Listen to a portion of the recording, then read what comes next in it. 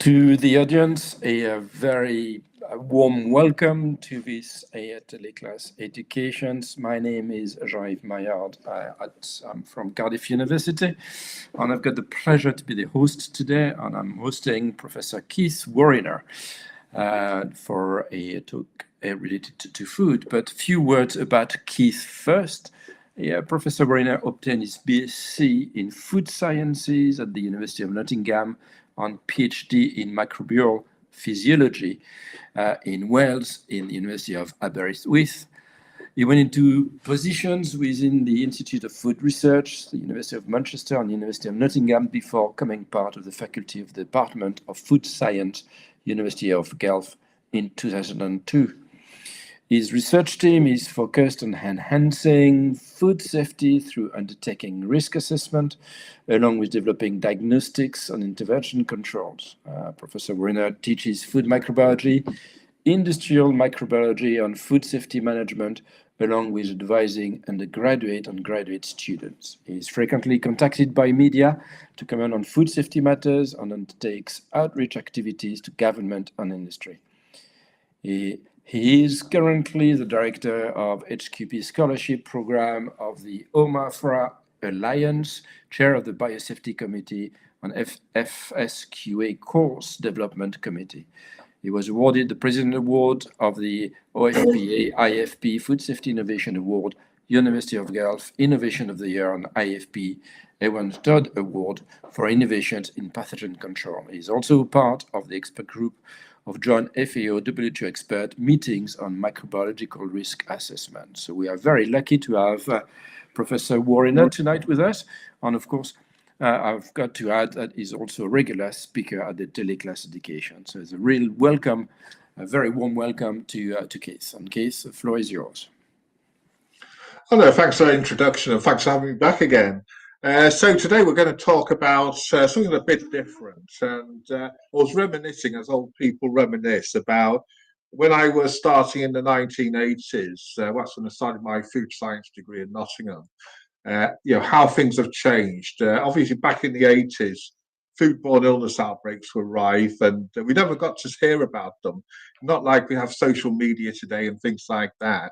But obviously, since the 80s, there's been a lot of developments, food safety systems, innovations, diagnostics, and all this. And you would have thought we should be in a better place by now. But the reality is, some people could debate we are in a better place or not. But the weakness of the food safety system, unfortunately, is the people. And we see things happening which we said never happen again, and they do happen again. And the people factor, was basically encompassed into this sort of woolly definition of food safety culture. And a lot of sort of commentators keep going on about food safety culture. But there again, people think, well, what is food safety culture and things like this? And, it's got more advanced, it's true, but I think the more it gets advanced, the more confusing it gets. So what I'm going to be talking about today is linked to food safety culture to a point. But how can you improve the people factor? Like, how can we get people to do the right thing consistently? And obviously, the obvious thing, or the easiest thing, maybe the hardest thing, is we need to train them. And we train them, like at university, we teach them. But for some odd reason, that teaching doesn't go into behavior or practice. And a lot of people have looked at this and thought, how could we do that? So what I'm going to be doing in this presentation is talking about different aspects of it in terms of basically food safety management systems, where we're at, and why the people factor is so weak. When we talk about training, what we're actually trying to do, what's the objective, and who are we trying to train? And that goes into the food safety culture in saying, why is this disconnect between knowledge and behavior? And it's not just in food safety systems, is it? It's in everyday life. We have this knowledge, but there again, the behavior is different. And what we came up with is a concept of anchor memories to do with food safety. Obviously, we're not the first to say about anchor memories. It's more sociology as things are. But we've tried to apply it to food safety training to see what barriers there are. And what we'll be doing is how we can look at this sort of food safety training in a way, can we make it better? I'll be talking about how a lot of food safety training tends to dumb things down. So when they go on media, TV, radio, they always say dumb it down to high school level. Um, but other people say, well, we should be elevating learning. And what we have is an example of elevated learning in a project that was complete about a year ago with the food organization, FAO of the United Nations, where they want to do something different. So I'll be talking about that and how we implement it and things like this. Anyhow, so a brief history of food safety management, because back in the 80s, as you're probably aware, HACCP wasn't about. It was before HACCP, and before that, the food safety regulations, you could go back to early civilization and say, yes, we had the Hannibal Law, wasn't it? We had weights and measures in medieval times. As we went into the Industrial Revolution, it was more food adulteration, people putting lead acetate in things and that, and plastering flour. But obviously, it wasn't until the 1860s when the germ theory was proven by Louis Pasteur. Before then, it was all spontaneous life and things like this. And a few years after that, we got our third food safety regulations, about sanitation, good practice. But these were very loose still. And after the war, obviously, the United Nations developed, the FAO was established, WHO was established, World Trade Organization was established. And one of the first things they tried to do is let's try to get some standards, some sort of order. And that's when the first good manufacturing practices were introduced. Admittedly, it was in the pharmaceutical industry because they kept poisoning everyone with drugs, but it obviously filtered down. So good manufacturing practice is to do with the facility, your expectations, and also how people operate and things like that. But back then, it was very loose, very broad statements. We didn't have that much knowledge. So as we went through the famous 80s, we had these foodborne illness scares and outbreaks. And I remember being in the UK with Edwina Curry when she came out as Minister of Agriculture and said 20% of eggs are contaminated with salmonella. It cost her a job, that statement, but that's what it was like in the 80s. So it was all to do with don't say anything, don't worry about anything. But obviously things happen, the impact happens, the hysteria outbreaks happen. And then hazard analysis critical control points was introduced in the mid-90s. They tried to introduce it in the 70s, which was a bit of a disaster because nobody knew what it was all about. But it was a staged approach. So we had this National Academy Advisory Committee for the microbial criteria of foods in the US, draw up the 7 principles of HACCP, and also include prerequisite programs, which again was more specific GMPs. Now, the problem with HACCP is that on one side, it's very flexible, product specific. But the problem is people didn't really understand how to apply it still.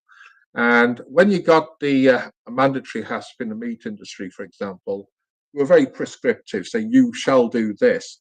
For the rest of the food sector, they said, well, have generic HACCP plans, just think about it.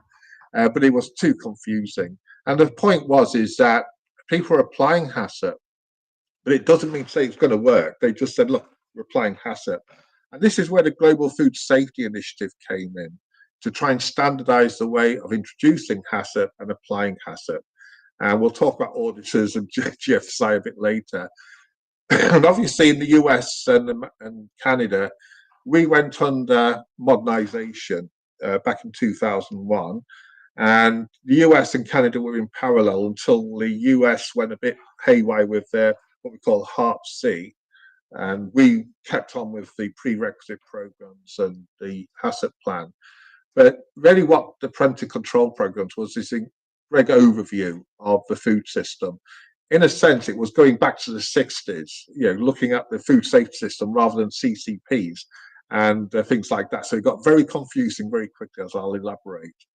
So as I mentioned at the top, the more things change, the more they stay the same.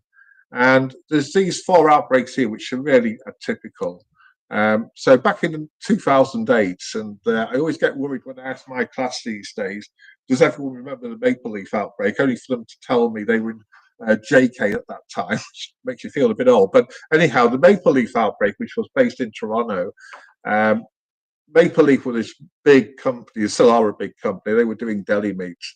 And they were kind of stretching production, reducing sanitation. They were doing monitoring of Listeria monocytogenes. They were getting hits, but they weren't acting on those hits. And the inevitable happened. They had a big outbreak, 24 deaths, and some people estimate 4,000 cases. And the only reason I'm bringing maple leaf outbreak up is this is the first time people really started talking about applying food safety culture. You know, Mike McCain, who was the CEO, still is the CEO, I think, came out saying we did wrong, we didn't do right, and in a lot of cases, they didn't do right or wrong. Well, they did a lot of wrong, but they were kind of advocates for food safety culture. But you ask them, well, what is it? Well, they said if someone's caught violating, you basically sack them. You know, the not the carrot as such was the stick. Anyhow, so the industry learned. We had a big inquiry, big reports, and then a bit later in 2011, I think it was, with Excel Foods. This was a really big beef company, basically the second largest beef slaughter place in Canada. And XL Foods was operated by the Nielsen brothers back then, who were ranchers. You know, food safety was a bit of a suggestion to them.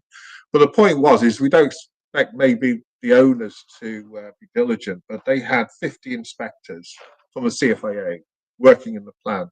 And what was happening is the sanitation started to lapse, the testing started to lapse, the reaction to a positive E. coli 157 was inappropriate. So this went on for a few months until the US took a sample of the trim that was from Excel Foods and it tested positive for E. coli. 3 hours later, the CFA said, "Oh yes, we've done the same thing." But when they did the inquiry, it was showing that people weren't applying the food safety plan at all. Sanitation was poor.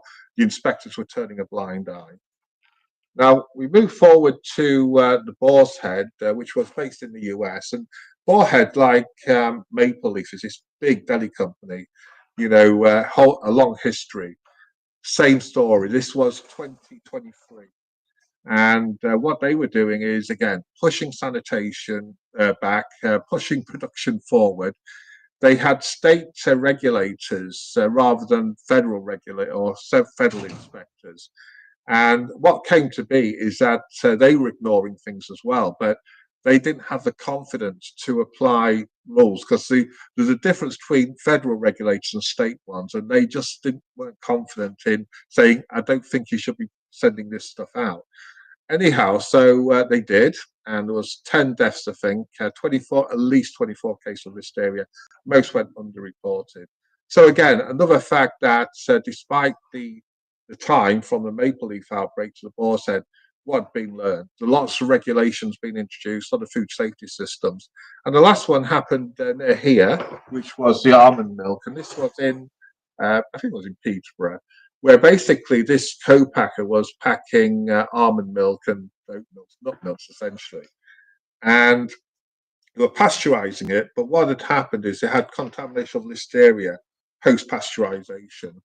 And when they had the inquiry, the place hadn't been inspected for 3 years because the CFAA said, well, it's low risk, it's pasteurized. And nobody was taking notice of it. It's almost like if you haven't got an inspector on your back, you're going to do what you like. And this is another dynamic. And the reason I'm bringing this up is that we get the dynamic where processors looked at inspectors, and if the inspectors say nothing, they just keep going forward, even though no, it's wrong. So why do they keep occurring? Well, in certain cases, it's a paper exercise. So you'll see HACCP plans nicely on folders and all this and say, oh, look at this. But when you go out into the floor, it's totally different. And that's the problem with this focus on documentation. Are they doing what they say they're doing? And you can have flaws in the food safety management system. For example, sanitation, you think you're doing it right, but you haven't validated it. You haven't shown it works. So that's been another issue. So there is a people factor. You know, obviously the workers themselves, they do the work and they say, well, you know, management should lead them. Management are interested in profits and they're kind of mostly detached from the actual work itself. And inspectors, you know, they have inspections. Obviously, inspectors can't be everywhere all the time, but they're to do with enforcement. But industries look at them and say, you're our fountain of knowledge. When we don't know something, you tell us about it. And then we get the auditors that were introduced in the GFSI, the Global Food Safety Initiative. And these are third-party auditors. And in a lot of ways, I think, although I don't say it officially, is that the auditors were a private inspection. So if the CFAA couldn't be there, for example, the auditors would come in and say, everything looks good. Now, being third-party means they're paid, and they're paid by the company they're auditing. And what we got is this conundrum of ill-fitting training. They were very conscious of the fact that there's more than one auditor company around, and they started giving ridiculous scores, 95%. And some of you might remember the Peanut Corporation and the listeria outbreak with cancer from the Jensen brothers. The common feature of those who got 95% pass rate a month before the outbreak occurs and things like this. So there's a disconnect, people looking at someone else saying who's driving this boat and things like that. So the obvious thing is say, well, let's just train them to do right. And when we think about training, we're thinking about, well, we want them to do it right, correctness, isn't it? We want them to be consistent. And what we really want to do is let them be continuous improvements to the process, because the people on the floor know the process best. And the problem with it is that with the training, obviously it's very short because I'm not paying someone to learn. And the other part about it, it's very generic usually. There are some that definitely do implant training and they're very good at that. I'm not saying every company does that. But you get to a point where you lower the confidence of the food worker to suggest anything.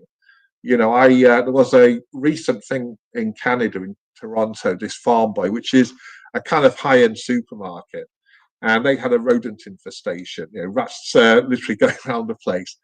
And I talked to someone actually who worked there, and she said, we saw the rats, but we don't want to say anything because we know if we did, we'd be in trouble.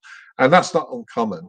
So the thing about training, you might think, well, it's just food handlers, isn't it? But it's not. It's actual food business owners that need to be trained as well, and also the inspectors and the auditors. So when we think about training, it's encompassing. It's not just one. Everyone needs to know the role, a bit like a play. Everyone needs to know the role and how to do it.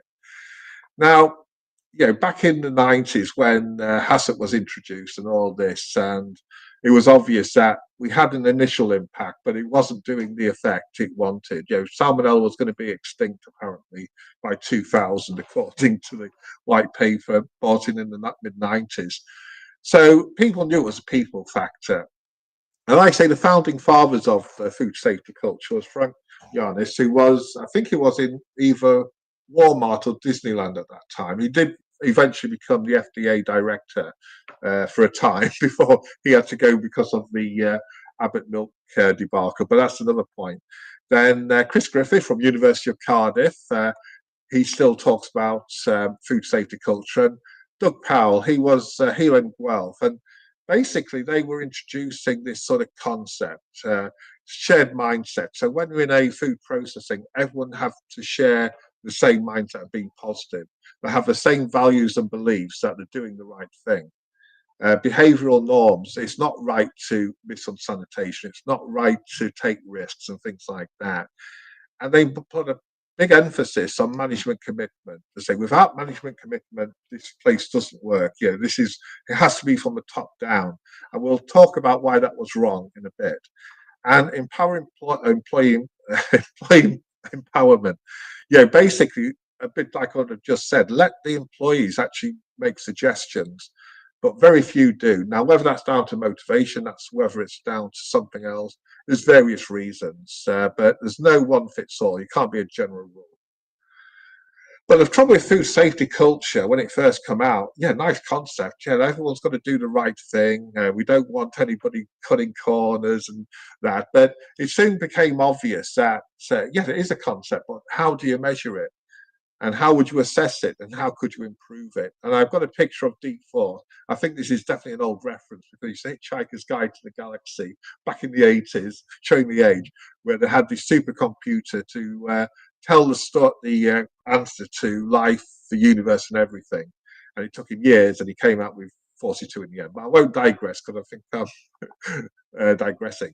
Anyhow, so the thing was, a lot of people, a few people, got onto the food safety culture bandwagon. There's a few going around now. I won't say names because I'll be in trouble. And when you listen to a presentation, they just come out with the same thing. Yeah, top down. We need training, shared mindset. And what they do, they kind of just mix up the words and bring in, oh, we're doing behavioral science now. But it's still not clear to anyone what they're actually talking about and how to implement it. And people have attempted it. This is what research is. But the question is really is saying, look, we teach people things, we give them fancy videos, we give them paperwork, we show them how to do things, but why is it that they transition this knowledge into behavior? Why can't they say, wash your hands every time you go to the bathroom? Some people still skip it.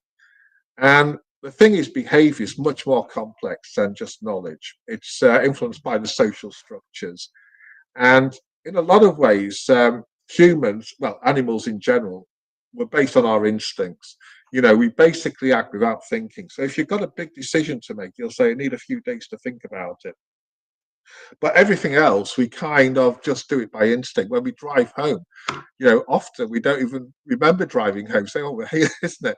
Because that's our instincts. And this is the how we do it. We plan. We're always planning for the next thing that's going to happen to us, and that's how we evolved. And what this concept of memory anchors is this sort of depository of information of how to act when we're faced with a certain situation. And this enables us to act quickly without thinking about it. And that's what good training does. You do it without thinking. Now, back in 2011, we got onto the food safety culture. And we're building an assessment tool. I won't go into too many details, but one part of the assessment tool was behavioral science, saying, why do people do what they do? What would you do in this situation? And there was one question we asked, where do you acquire most of your food safety knowledge from? And obviously we thought, well, it'd be management, surely. Not all of it, but most of it. It was out of 50 people we interviewed, 0%. Nobody listened to the management. And the particular management we had, I could understand it. They were all interested in scheduling, profit margins and things like that, which I assume is a lot of industry. Again, we're not saying this goes through the whole globe, but it was just a finding. But the interesting one was common sense, saying, well, food safety is common sense. I wash my hands, I make dinners at home, I don't poison myself and things like that. Then the next interesting thing was work colleagues, i.e. the people you work next to. They'll take advice from them and they'll believe it, and that's what they'll enact. And now, if back in the day, you worked in a facility and you ask your colleagues saying, what should I do about this sanitation? I remember when I was a summer student, it's reminiscing today, when I was a summer student in the 80s, they used to say, well, you can cut corners doing this. So it's not the best source of information, but this is where they acquire it from. Obviously, YouTube was starting up then, and YouTube a lot is dependent on that. And 4% said mistakes. We learn by mistakes. I guess we do. And then the remainder is training courses. So they do obviously contribute, and that's what I mean. I don't want to say, oh, knowledge is not part of it. Knowledge is part of it, but it's where you source it from. Now, anchor memories, as I mentioned to you, is a concept where we have these memory anchors which we tap into when we get a situation, whatever the situation is. Do I drive this way, or do I act this way when I'm faced with a confrontation, or whatever you want to think about? So these are networks that basically enable us to retrieve memory, a bit like a computer program. And it's controversial, saying, are we born with anchors in place? And epigenomics is what the name is saying we can get behavior from the actual offspring. So if our sort of parents or grandparents had a traumatic thing, we kind of share that with them. Again, whether it's true or not is another conjecture and things like that. But most of the things we get is from our close relatives, our family and our friends. And we get instilled right early on. We look at how our parents or grandparents or whoever, and that's how we react to it. That's our anchor memory, and that makes us believe. So we've got a connection with people, and we believe kind of the same things. Obviously, people argue and things like that, but this is how we make social connections with the families, with friends, and other co-workers, and that's how you get friends, I suppose. I have to learn that one day. Now, anchor memories do transition into belief, and it's very hard. Like a memory, you can't wipe a memory. You can't really wipe it or change a belief. And I know a lot of people, even I remember in the UK, for example, they said we're going to hire influencers on YouTube and things like that and TikTok to try and spread the word of food safety and things like that. But really, influencers don't influence. What they do is tune into beliefs. And I won't go through a lot of these influencers because I don't know many, to be honest. But the point is, you'll notice if a influencer strays away, tries to actually make a different point, they lose attraction. It's almost like people want validation for what they're doing, whatever that doing is. And the thing is, you cannot change memory anchors, they're there. But what you can do is establish new anchors and then make them higher in the hierarchy. So we all have decisions to make in everyday life. And one of the interesting ones is washing chicken. So we all know, well, maybe you don't know, is that washing chicken used to be practiced back in the day when you used to pluck your own chicken, you used to have feathers and things like that. Your grandparents would do it, things like this. But it's interesting in that I was at an IFPP meeting, International Food Protection Association. Food safety experts used to attend that. And I was in this discussion about education, and we posed a question just to the audience saying, like, who washes their chicken before they actually cook it? And the thing was, is when you wash chicken, you're spreading contamination, and you're not doing any good because it's all going to be tied up, killed off in the oven. But the point was, is that when over 50% of the audience said, "No, I wash mine before I actually roast it," and then we got into it. They said, "Yeah, my grandma used to do it. My parents used to do it." So even when you've got food safety education at the highest level, and they basically tell people this, their practice behaves differently. And just to follow on from that, during the pandemic in the very early days, basically there was this video by a Dr. J. And Dr. J was, I think, was a practitioner. I don't hope not, but he could have been. And he did this video where he was saying, "This is how you go shopping in pandemic times. If ideally you'll leave your foods outside for a day so the virus dies off." Uh, People did that, and raccoons got it in the end in Toronto. But the point was, then he said, you bring it in, you wipe the boxes, you take it out the box, and you put it into containers. You take your fruit and vegetables and wash them with detergent and a bit of bleach. Totally the opposite of what you should be doing. But the thing was, that got 26 million views. So even though the message wasn't right, basically people were tuning in saying, "Yeah, it sounds reasonable, isn't it? You want the pathogen to die off, leave it outside and wash vegetables in the soap and things like that." Now, to counter the video, our own Professor Jeff Farber did a counter video to it. Jeff Farber, 35 years, health director of microbiology in Health Canada, and he was a professor here for 5 years after he retired. He got 97,000 views compared to 26 million. And what that tells you is people want to listen to the message they want to hear. Behavior wise, it's different. And when you look at influencers, the Food Babe being one of them, they tune into what people want to believe. And the Food Babe is very charismatic, as you can imagine, and there's other ones as well. And they will come up with these crazy sort of theories and things like that. But then you've got this sort of opposite, isn't it? The opposite of the influencer are these food science experts coming on TikTok and YouTube to say, no, this is the bottom line. And they're always condescending. They're always basically putting people down and things like that, acting superior and very stern, almost saying you're stupid to believe this sort of thing.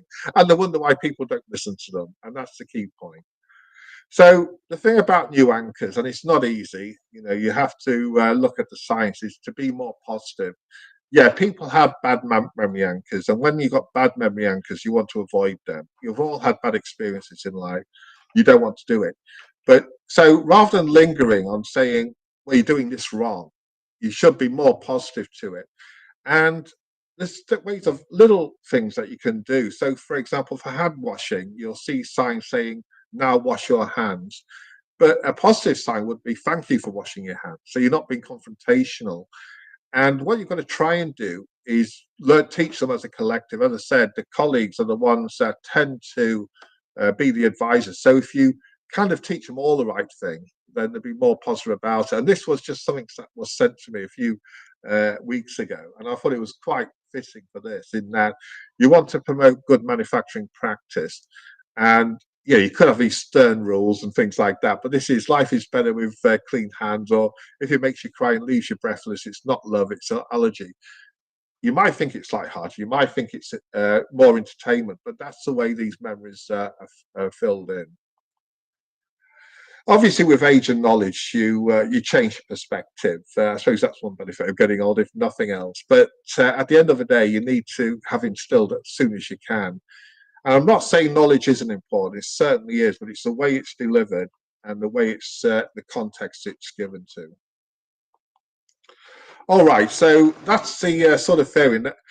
That context really brought us to building the food safety tool, because we saw the limitations of the sort of guidelines that people go, which I'll talk about in a little bit. But with this building of a food safety food safety toolbox, it was actually commissioned by Codex. And just to remind you what Codex is, so before the World War II, people were saying, look, we're trading a lot of product here. And everybody had their own sort of regulations and standards. And they said we need a global standard so everyone's on the same page. Well, obviously, in 1920s Europe, everybody wasn't really on the same page. In actual fact, they were on opposite pages. But after World War II, the United Nations got established. And they established the Food and Agriculture Organization, which was really to do with helping farmers have food security. Then the World Health Organization, which, as you know, for public health, and the World Trade Organization to actually facilitate trade. So these were established, and obviously back then, as I mentioned to you, the good manufacturing practice wasn't even around. It was people doing what they thought was the right thing. Nobody knew the rules of what to do it. So what the Codex Alimentarius did is literally in Greek, I think it's called the Food Code, try and get unifying standards. And they did this by publishing the general principles of food hygiene. Now, if you're in the food industry, you've probably never even heard of this, and that just goes to show what sort of background it was. But it's a very important document for the simple reason that food safety regulations, regardless of what nation we're in, based on this general principles of food hygiene, is to go to. It's a standard, a global standard that's been agreed upon by all the member states. And when you read it, you think, wow, it's going to be like volumes and volumes. It's not. It's only 38 pages long, split into 9 sections. And you can imagine all these countries, and you can, as you read it, you say, wow, I bet that sentence took a whole afternoon to develop, because you could see the arguments of it. But it was a global standard, and because it's a global standard, you can use it as a basis to build regulation. So good manufacturing practices covered, good hygienic practice covered, and later on, back in the 90s, HACCP was introduced, and it was the Codex endorsement of HACCP that really made it a global standard. So what regulators do is that they'll use Codex, because Codex isn't a law, it's just a standard. It's almost a suggestion, and these are taken by competent authorities like regulators to make regulations. And what it helps is these sort of trading. So we're all on the same page. Obviously, there's differences and complexities and that. But what regulators do is interpret the guide, and they make the regulation. But obviously, companies and food industries need to interpret that regulation, and that's where the food code come in. So the FDA food code runs to 700 pages, if anyone wants to read it. And most countries have a food code. Europe has a food code and things like that. And the thing about food codes, it's one of these things where, do you be descriptive or prescriptive? So descriptive, as the name suggests, is very loose. When I say very loose, open to interpretation, but very flexible. And you need to have, because it's flexibility, you need knowledge behind it in order to develop actions from it. And the trouble is, you don't know what you don't know. That's the trouble, is that so descriptive is this sort of, people say, oh, it's woolly, it's not really defined. But then you get prescriptive, which is the opposite. These are specific instructions, very inflexible, not open to interpretation. You do what I tell you to do. And you have to make it generic. You can't make a food code for every company that does it. And the problem is that you can't put it into context unless it's very specific. That's the point. So descriptive and prescriptive, most guides are prescriptive for the simple reason they want you to do certain things. But other codes are very descriptive, very open-ended, open to interpretation. Now, the thing is regulators like regulation. Well, they don't like regulations, but they have to put them in place. So the thing about regulations, a bit like I call it football rules. In American football, they have different rules every season, and to basically close loopholes because companies try to look for loopholes.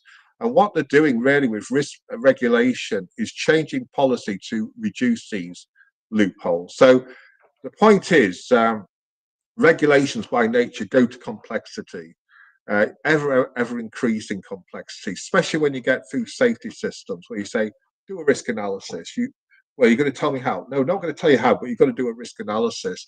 Now, the thing is, the complexity of the food system, especially here in North America with the modernization acts of the US and Canada, it became so complex that small companies couldn't really understand what was going on. Large companies actually literally employ people to interpret regulation, policy coordinators, I call them. And large companies like it because it means the small companies struggle, and they do struggle because one, they haven't got the knowledge base, haven't got the funding to do it. So complexity naturally migrates to prescriptive guidelines, i.e., you shall do this, you shall do that. And they literally need someone to interpret them, though, still, because even though the prescriptive, it's generic prescription, it's not totally good. So when people make guidelines for commodities, and indoor farming is one that's just been completed a few years ago, I looked at it, and basically they were trying to interpret the regulation. It was the Final Produce Act in this case. And what they thought is let's simplify things, make it so simple, and we'll be prescriptive because people want to be told what to do. And it's a minimum compliance. So you're only looking for minimums. And they were trying to look at generic, as in indoor farming is going to have one guideline. And anyone who does indoor farming knows there's multitudes of different formats, hydroponics, soil-based. Even with hydroponics, you've got about 10 different methods of hydroponics and things like that. And what they do is say, we'll give you a certificate or initiative at the end. A bit like colleges, I think. Certificates, people think are an end to learning, not to the beginning of learning. And that's why certificates and that, people say, well, they need an incentive to do it and a reward for doing it. But I think it's just an endpoint where you want them to evolve. But translation to knowledge, again, is difficult when you've got this sort of framework. And I'll go through this quickly because it's the food safety code and nothing goes through food very quickly, but it's a 700-page document, which was a guideline to how to implement regulation. It was for food business operators, obviously, to know. Inspectors, so they've got a book to go by so when they go to inspect. And obviously consultants and even trainers who do the training. And as part of in the US, for example, you need a PCQI, preventive control qualified individual. And these were basically told what to do in the classroom, or they might give them a book to read and things like that. But it's quite interesting. I was in a court case a few years ago where someone had gone through training and they didn't do anything they were taught. So it's this sort of transition problem. Anyway, so the food code, and what I'm going to do, quick, and don't read the text on this one because it's you will be here all day, is we'll just highlight part of the food code, which was personal cleanliness. And it lists of things like hands, nails, and fingers. And it's got this text. Like I say, don't try to read it because it's well, you can read it. I'm not going to say not to read it, but the points to take away from this is that they refer to the regulation. All right. But it's very stale. Someone reading this saying, yeah, I know I've got to wash my hands and things like this, and I shall follow the cleaning procedures and they give you the cleaning procedures. Very sterile, very concise, but it's not very informative. And it goes on like this, basically telling people to wash hands or how to wash hands, even though we don't need training to wash hands. You're undermining their confidence by this because all of a sudden, a bit like when you do your driving test, when you've done it for 20 years, you suddenly forget how to drive. Suddenly you'll start forgetting how to wash hands correctly. And it goes on, like I say, where to wash and things like that. And it's all down to this sort of linking regulations. No problem with that, but it's very sterile. And if you read it, you can't put it into context. And it goes on and on. So the thing about this food code is that it is generic. One size fits all, which isn't true. And by dumbing things down, you're dumbing the knowledge down, you're dumbing the confidence down. You should be elevated learning, like we do at universities and colleges. We don't dumb things down. We try to elevate the knowledge base. Now, when we're developing this toolbox, we could have gone the traditional route, saying, well, when you're designing training courses, you do the AD, don't you? You do the analysis. Who's your audience? What do they need to know? Then from that, you design your learning objectives and how you're going to deliver it. You create and design material, and then you implement it, and then you sit back, wait for the course to be done, and evaluate it. And evaluation, again, is questionable, but we won't dwell on that. But there's limitations to AD. One is very time consuming. It takes a long time, and time is money, so it's high cost as well. And it has to be rigid. Basically you're very fixed on course objectives and delivering. But you get a disconnect between the person developing the course and the learner. AD is done in isolation. And when we're at university, for example, we do our courses, we develop, and the first year always goes bad. And then we go back to it. It takes years to tune up and then say, well, you should be changing your course by now. Anyway. So when we're doing the food safety culture, not food safety, the food safety toolbox, let's have a different approach. And the analogy I give is that, Coca-Cola is the biggest business in the world, one of the biggest anyway. And when competition goes against them, they try to make it taste better, cheaper, and things like that. And the company that was successful to overhaul Coca-Cola was Red Bull, which is more expensive and tastes worse. But they did something different, and we did something different. And what we did is looked at this elevated learning, which, again, it's not new. People have looked at this before. And what we try to do is increase the knowledge base of the user, be it a food business owner, be it a food handler, or anything like that.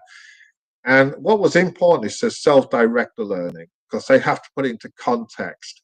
And the context is their application, the connecting elements to problem solving.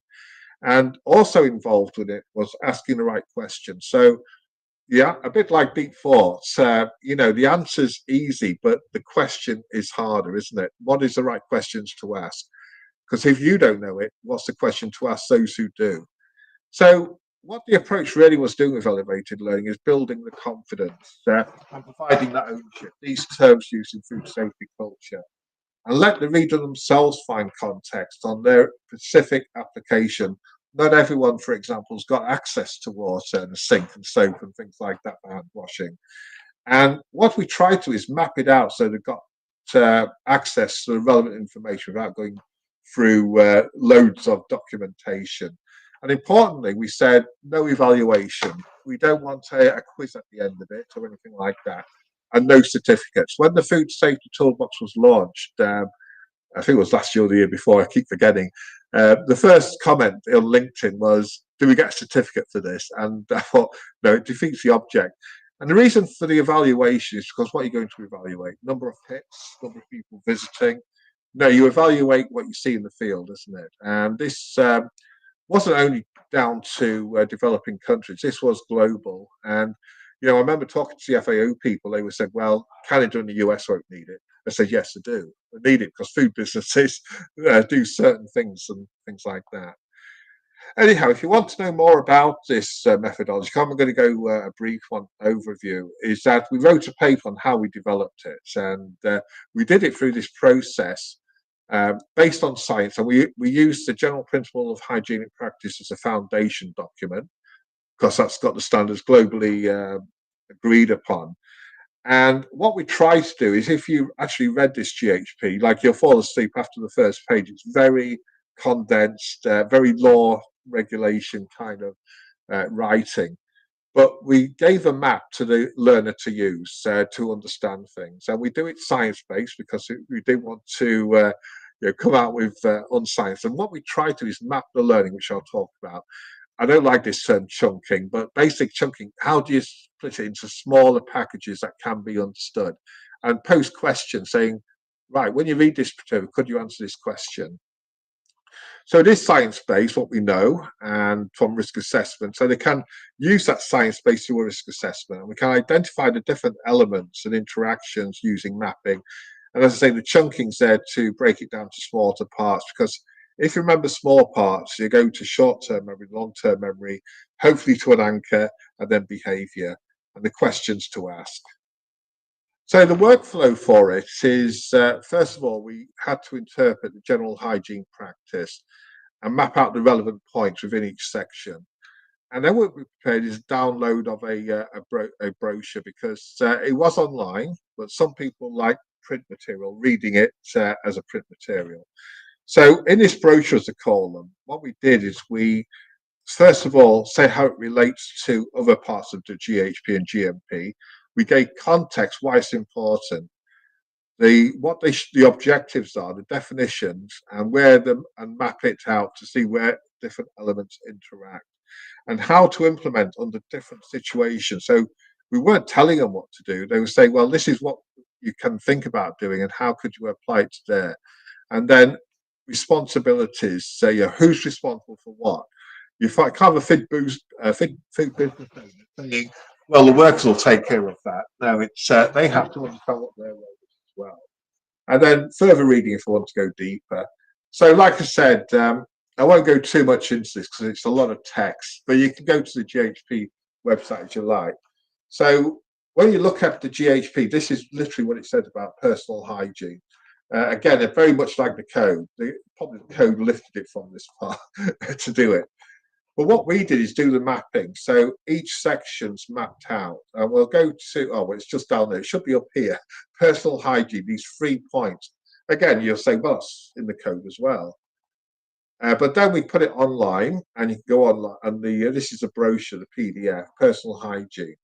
So we fit it into the other 9 sections we talk about, prime production, things like that. So they know where they are on the sort of table. And it's not meant to be, read chapter 1 today, go on to section 9 tomorrow. It's a reference source. So again, like I say, it's too much to read in one slide, but it's your context in terms of why is it important. And rather than being told, look, wash your hands, we say this is why you should wash your hands, to stop cross-contamination, things like that. Then we give them a learning objective. So the simple reason, when I read this material, what do I need to learn? And it gives them a sort of context of how to apply it.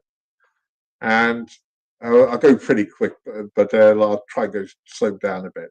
You've got to give them definitions. So FBO, for example, some people don't know what FBO is, food business owner, contamination, food hygiene. So you've got to reduce the language they don't understand or that people turn off. Then we give them a map to look at the different sections. So personal hygiene was section 6, and we split it out into the health of the worker and washing hands and things like that.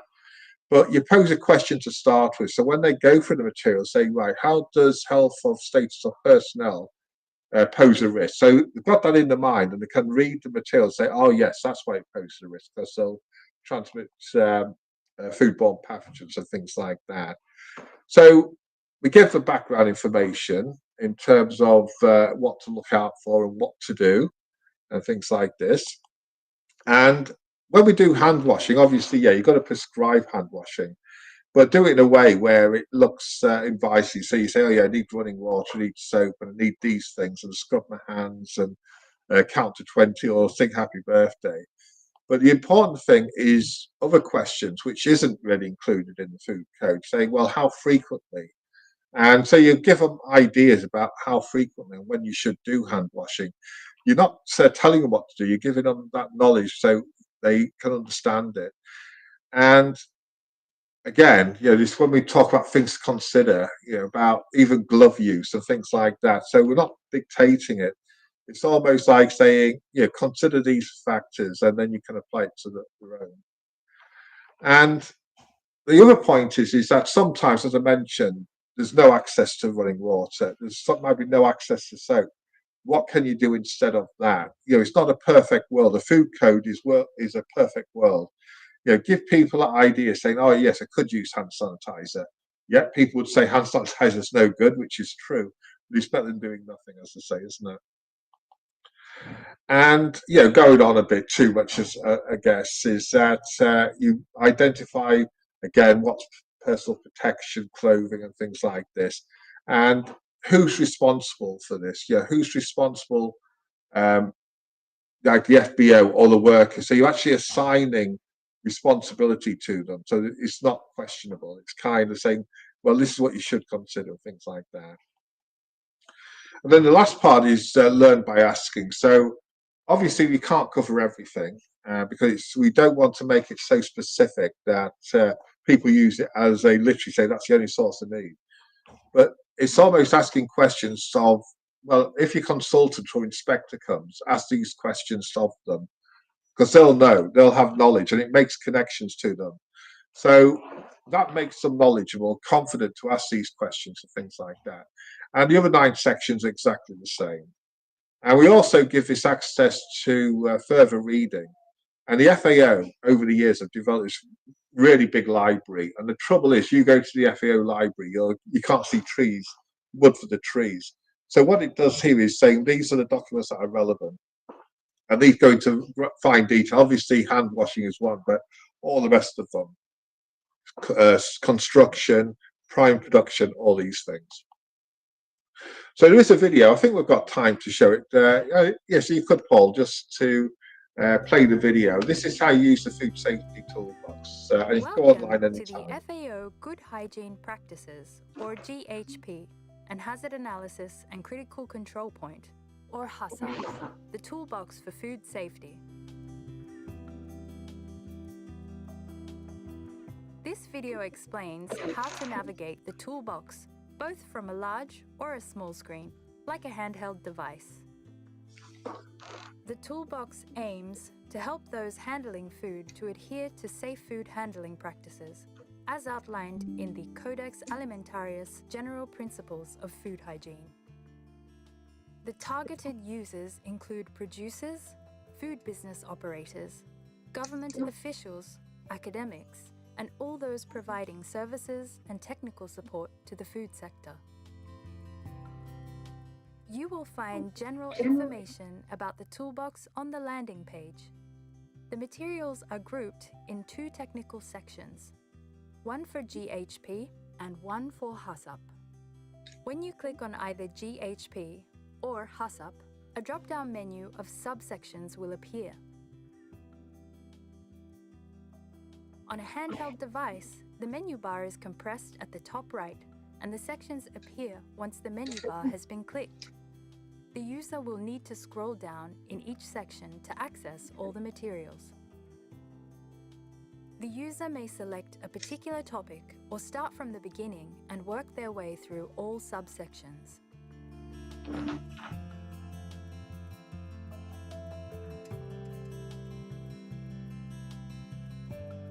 The guidance documents are designed for viewing online and for quick and easy scrolling, either on a large computer screen or on a smaller screen of a handheld mobile device, ideally in horizontal view. The guidance documents can also be downloaded. The different sections of GHP, in accordance with the Codex Alimentarius General Principles of Food Hygiene, are displayed as colored bricks for easier navigation. Interactive mind maps are available for each section. In a click on the title boxes, the user can quickly jump to the desired subsections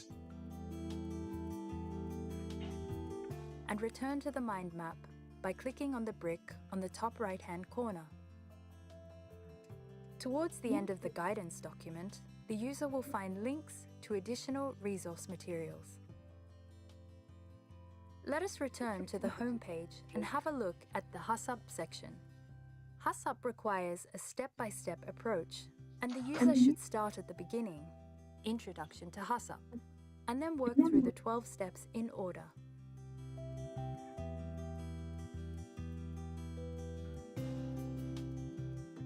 Supporting documents for documenting the application of HACCP and the eventual HACCP plan can be downloaded. The infographic at the start of every HACCP step demonstrates that GHP are the foundation of an effective HACCP system, and that HACCP follows a structured series of steps and principles.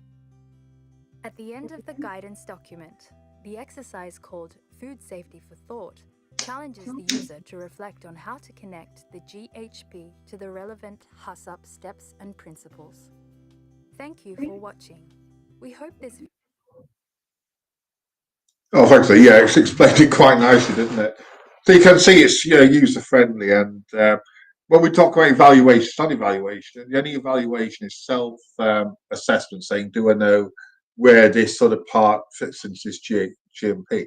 So I won't go too deeply, but we've just recently worked with the FAO again to look at modern indoor farming and food safety. And it's kind of based on the toolbox approach. This was more a traditional one, but it's the same thing about background information, not dumbing things down. Telling people what about the economics of it, definitions, the different growing systems. What do we know and what don't we know, and how can you manage the risk? And we give suggestions like seed decontamination, how to communicate to workers, and this is just how complex it is. There was a sort of guide that was just one simple guide, and it was generic, but this one just shows how complex indoor farming is. And for each one of these, you have to describe what it is, describe the risk of pathogens, and describe what you can do about it. So that was more work than the food safety toolbox, to be honest. So final thoughts then is that, as again, since the 80s, we've had this sort of, we need to improve the food system. And, maybe I'm being hard, we have improved the food system, but this sort of people factor keeps coming up. And reality is it's not easy. If it was easy, it would have been done years ago. And you can call it food safety culture if you want to call it that, why not? But it's almost increasing these anchor memories and behavior. But it's a slow process, and maybe it will take a generation, who knows? But the food safety toolbox is just one approach to doing that. And as I say, we don't evaluate it. You could go on a number of hits and that, but I think what really is when people say, yes, I've looked at the toolbox and it's helped me develop a course or something like that. The people I have shown it to, I won't say which the company is, they're still on the opinion saying our food safety culture, food safety training second to none. And when I saw what they were doing, it's just the old stuff, basically. Anyway, so the artificial intelligence, which I think you can't avoid saying these days, what the idea is, you could actually make this into custom-made learning, individual learning. And people at the university are getting a bit worried, saying, if everyone can do the customized learning, we won't need professors in that, which is probably true. But it's the future. But training is always evolving. It's never static. And it literally is giving context and confidence to people to actually evolve for training rather than saying, look, we've done it. So obviously the FAO, Christina and Cornelia and Fabiana were very at the front end of developing it. But we had our little helpers here, Madia Hassani, Kayla Brenda, my daughter Lara did it as well, following the funding footsteps, and it was funded through different routes. With that, I thank you for listening, and obviously I'll take any questions if you've got them. Keith, thank you very much for this lecture. You covered quite a large number of topics, and we're almost running out of time now, so I'm afraid that there will be no time for questions. But thank you again very much, and I really hope that Food Safety Toolbox you developed will be very, very well used. It seems a very, very good tool to use, actually. Thank you again for your talk. To the audience, I'm just highlighting now the forthcoming webinar teleclass educations for September and October. You can see on the slide, so please do stay connected on attend those talks. And I'd certainly would like to now thank the patron sponsors, Diversity, Virox, and Gamma Healthcare, for supporting the teleclass educations. To the audience and to Keith, thank you very much for your talk, Keith, and to the audience, thank you very much for listening, and hopefully we'll see you again very, very soon. Thank you, and goodbye from me. Thank you.